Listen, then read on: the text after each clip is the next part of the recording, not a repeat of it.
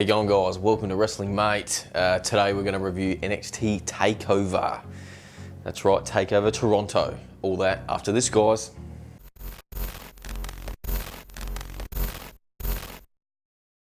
Alright guys, here we are down under for Wrestling Mate. That's right, Wrestling Mate. If you're new here, guys, we talk about all things wrestling. Today we're talking about NXT Toronto TAKEOVER. Wow, what a show, guys. I can't wait to get into this one and get your thoughts. Just want a special mention. G'day, mate. This is my Slipknot shirt. Shout out to you blokes for being the theme song for tonight. What a ripper. Love the new album, We Are Not Your Kind. Check it out if you haven't, guys, already. And Unsainted was a track for tonight, which was the first one to drop. So our first match was the Street Profits versus the Undisputed Era. Now, first off, I just want to say, was a great match. The Street Profits have charisma in spades, man. They have charisma in spades. Some great near falls in that match. I noticed a few things being a wrestler myself. There was a wheelbarrow move in there that Marcus Ford took. He did actually, you might not have noticed it, but I definitely picked up on it. With those wheelbarrow moves, there's a lot of momentum. So it's easy to over-rotate.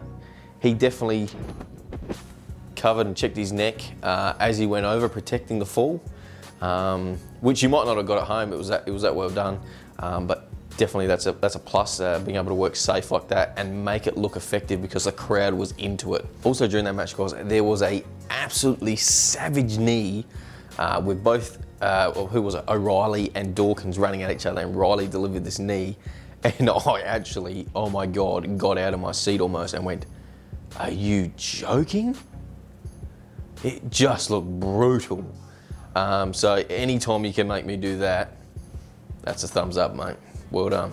Both teams got some shines, there's some near falls, and it did keep you on the edge of your seat, not knowing what was going to happen. There was speculation that maybe the Street Profits were going to drop the titles and be permanently called up to Monday Night Raw, but that doesn't seem to be the case. Street Profits got the win in this one. Pretty epic contest, to be honest. Like I said, the Street Profits, they've got something there for sure. The only thing that puts me off a little bit is Dawkins' physique. But, you know, their charisma and their moveset, I mean, they're over. They are over AF, I'm telling you. Just wait, you haven't seen the last of those blokes. The next match we had, guys, was a women's match, which was Candice LeRae versus Io Shirai. Now, I would actually almost say that this was the match of the night. And that's a big call, guys, but that's how it made me feel. That's how invested I was in this match. I've never been a huge fan of Candice LeRae, but she definitely held her own in this match, with the exception of a few spots. Probably the main one that sticks out to me in my mind was the reverse Rana, if you've seen that. Io Shirai made that look better than it should have been. If she was working with a less opponent, it would have come off terrible.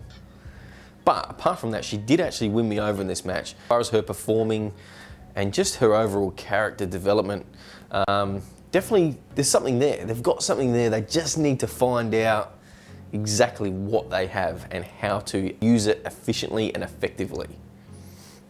But the whole time I was watching that match, all I could think was, man, Io Shirai is a star. It was screaming at me the whole time in my head. Star, star, star, star. She's a star. Make her, she's going places. Loving this new heel version of Io Shirai. It was fantastic. Well done. The production is great. Love the entrance music. Just the vibe it puts off was fantastic. We need more of that stuff, and you know what, WWE always does a good job with that kind of production. Well done to anyone involved in that. Now with Io Shirai, seriously, the sky is the limit, right? They need to do something with her soon because she is gonna get absolutely white hot. I'm telling you, if she's not already after that performance, wow. They need to work out what is going on with Shayna Baszler, that is. Or, you know, because one of them needs to go up, okay? You can't have two top heels in NXT, and I mean, who they got for baby faces? Really, like, legitimate threats to Shayna Baszler. I don't know. Maybe you got Candice LeRae, but I think it's been done before, guys. And I'm just not quite sure she's ready yet. But that match tonight was definitely a step in the right direction for Candice. The other thing that worries me about if Io Shirai gets called up is the fact that most Japanese wrestlers, female, or actually Japanese wrestlers in general, they get called up to the big leagues. They tend to get misused and just buried almost. I mean, look at Asuka in NXT. She was absolutely dominant, 400 something days undefeated, and she's been in the main roster, what, 2 years now? She had one good WrestleMania match with Charlotte, and she's almost an afterthought now. Now she's been chucked in a tag team with Kairi Sane, with the exception of, I don't want to sound racist here, but because they're both Asian. Like, they're both Japanese. Like, but that's not me thinking that. That's WWE. That's how they're doing it, which I think is just very poor. And both talents there are being misused. But we're talking about NXT, guys, so let's get on with this. All right, then we had Matt Riddle come out and cut a promo against Killian Dane, inviting him out to the ring. I had a bit of a scuffle. Some security jobbers got involved.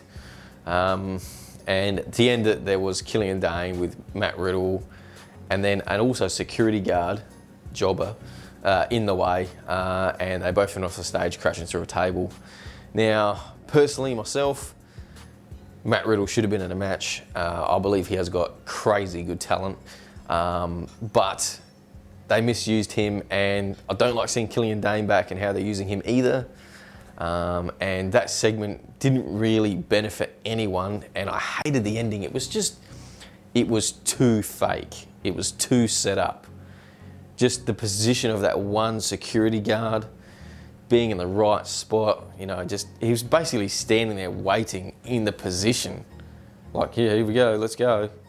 Like, I don't like it. And if you're new to wrestling, or, you know, you got a mate over watching it and they see that crap, you'll know it's athletic choreography, so to speak. That was just, yeah, it was borderline sickening to me. Anyways, that was my gripe. Let me know what you guys thought, I don't know.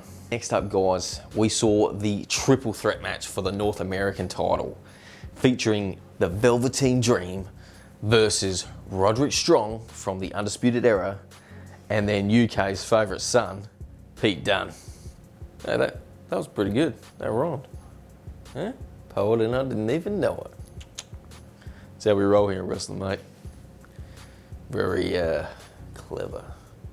Really excited for this match because I like all three participants. But again, during this match, both Pete Dunne and Roderick Strong are great workers, but the match just screamed Velveteen Dream. He's got charisma, and he made them look like absolute dwarfs out there. If you were an outsider and you're seeing that, you're going, who are these two small blokes trying to go at this big guy? You know what I mean? And both are pretty good wrestlers and stuff, but the charisma, I love a character. A character is what makes a wrestler. I mean, you still have to be skilled, you still have to be talented, but it's the character. That's what makes you invest. And I keep harping on about that in my videos, guys, but if the wrestler can make you invest in the storyline, in the match, just give your time, attention, money, whatever it is, if they can make you invest, they are a success. I'm on fire tonight with these rhymes, I'm telling you. The only other problem I had with that match, guys, was that triple team move from the top rope. Velveteen Dream and Pete Dunne were jostling for position on the top rope. Roderick Strong jumped up, hooked Pete Dunne in the Olympic Slam, and at that same time, Pete Dunne had an Elven fingerlock on the Velveteen Dream. Now, I know there's botches in wrestling. It does happen. Mistake, we're all human. Those wrestlers and performers under extreme pressure, I can tell you firsthand. However, that was not a botch. So he went down, Pete Dunne obviously off the slam, right? But he kept hold of Velveteen Dream's fingers, and then he flipped off the top. Now, they meant to do that, and it looked shithouse. I didn't like it at all, not one bit. I'm a huge fan of body manipulation and that kind of wrestling style. And hey, if I get back into the ring, that's that one part of the game I want to work on myself. But it looked, in that sequence, it looked terrible. Just go, like, if you've got nothing else, just go with the standard powerbomb suplex combination. I mean, it works every time. You know, it's a tried and tested formula. But at the end of the day, the Velveteen Dream kind of stole the win in that one. And retained the North American title, which in what was pretty much a solid match and probably what I expected out of that. But also, guys, I just want to special mention the line of the night, probably from the commentary team, was old Mario again. Or how do you say his name? Is it Morano? Milano? I don't know. I can't pronounce it. Right? It must be the Aussie in me. I'm not so sure. But it was his comment saying, Velveteen Dream is trying to be the biggest boss, bigger than Rick Ross. Every day he's hustling. Like, it was so corny, but funny and cheesy. It just worked. Like, he is almost the modern day JR. And that's a big call. And I may cop some flack, but I'm prepared for that. Okay? The modern day JR. Just saying. Just saying. And our next contest was the women's NXT title match. Now we had Shayna Baszler versus Mia Yim. Now, Shayna Baszler is another star. I rate her work highly. She reminds me a bit of Brock Lesnar. The way she's taken to the business in such a short period of time, just soaked everything in. I mean, she's phenomenal. I've barely seen a bad match out of her. Obviously, tonight was the exception. Again, we all have our off nights. It does happen, guys, but it didn't help the fact that she was thrown in there with Mia Yim, who had clearly been thrown herself in the deep end and she wasn't ready to swim yet. She has potential, but she's not ready. It's a big mistake putting her in that match, putting her under that pressure. She just was not ready. You're looking for a diamond in the rough there and you didn't squeeze that piece of coal hard enough. I don't know what to say, guys. It just wasn't good enough. The other way to tell that Mia wasn't ready was the fact that the crowd was just absolutely dead. Shayna Baszler is one of the biggest female heels in NXT, right? And so the face normally would get a good reaction. They were dead. I think it was just Mia Yim's only 8 family members that were cheering for her in the crowd. Yeah, awkward. Definitely awkward. The other match with Candice LeRae and Io Shirai overshadowed it. It was unbelievable, that match. This match was just, it almost felt like it was a filler. That's how bad it was. In my opinion, guys, it should have been a quick squash match. Mia Yim getting a little bit of shine at the first, and then Shayna choking her out within 4 minutes almost, because she wasn't ready for the big stage, and free up that time for some other matches, you know? Some other ones could have gone a bit longer, obviously not the main event. In my opinion, that was ridiculous, but we're gonna get to that later, guys. At the end of the day, Shayna Baszler got the win, as she should have, which also begs a question that I kind of spoke about before, guys. What are they gonna do there? Is Shayna gonna get called up or what? Because Io Shirai is chomping at the bit for a top position, and both women deserve it. But at the same time, I don't want Shayna getting called up for no reason. I want her to get called up and for them to have something for her. Like, don't just call her for the sake of it, have a proper storyline set for her.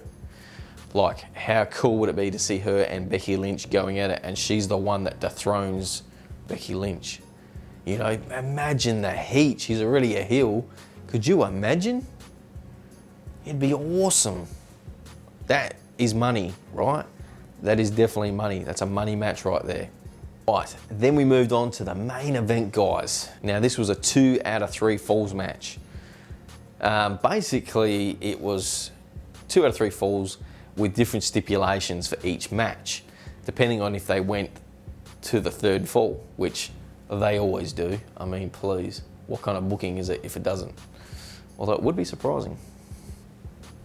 So basically, in my eyes, this is just a version of the 3 stages of hell match. which was one of my very last matches. Check it out on YouTube, guys. Me versus the Jackal. Actually, I'm not sure if it's on there. It's definitely on my Facebook. It's not great film quality of it, but it was pretty killer.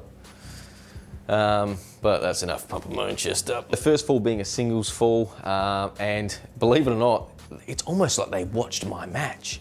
I did the exact same thing. I used a chair. Actually, no, I didn't. I used a sledgehammer on the Jackal to get disqualified in the first fall, but to inflict maximum damage, which is exactly what Gargano did against Adam Cole, but with a steel chair. However, in my match, they didn't tell me that they were doing a 10 to 30 second break before the next fall. That just got sprung on me at the show. Like, shouldn't we work that stuff out beforehand? Anyways, let's stop talking about me. As I moved on to the next fall, which was a street fight. Now, obviously the first fall actually went to Adam Cole because it was a disqualification. So he won the first fall. Then we went to the street fight, which Adam Cole was victorious. Man, the amount of Canadian destroyers in this match kind of got over the top. And if you've ever seen Dave Meltzer's work, which a lot of people are familiar with, it was pretty, I don't know. It was just like, great. What are they going to kick out of tonight? They're just going to kick out heaps of moves? Yeah, cool. Like, it's kind of getting a bit boring now. And personally to myself, I've seen these two go at it enough now. I mean, I thought the same thing almost with Tommaso and Gargano, but they actually just kept topping themselves every time. And I just kept thinking, they can't beat their last match. They can't beat their last match. And they just did. They just kept knocking the ballpark. But these guys, I mean, 100%, they put their bodies on the line. And it was fantastic to see that. That kind of commitment is, it's unbelievable, really, when you think about it. But I don't know.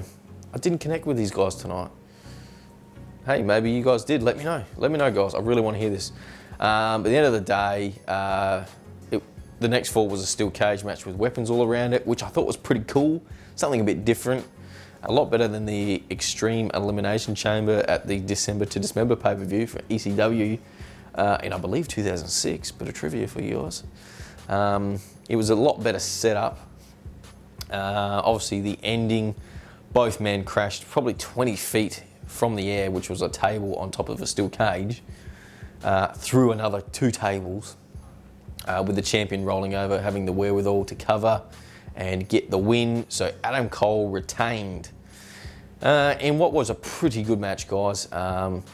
Honestly, if I probably hadn't have seen the other 2 matches beforehand, as far as not tonight's show, like the 2 out of 3, but the previous TakeOver matches, if I hadn't seen them and then I seen this, I probably would have been hooked. I probably would have really enjoyed it, but I think I just had too much. You know, too much of a good thing is sometimes not a good thing. That was my overall thoughts for NXT TAKEOVER Toronto. Let me know what you guys thought in the comments. Yes, comments. Comment down there, yes. So if you're new here, guys, please consider subscribing. Hit that like button. Let me know you're loving the content, guys. And definitely get in the comments. Hey, troll me if you want. I don't care. As long as I'm having interaction with you guys, the wrestling community, it doesn't bother me. I love it. I love talking wrestling. It's my thing. Tommy Venum signing off for Wrestling Mates. Uru, you bunch of gurus.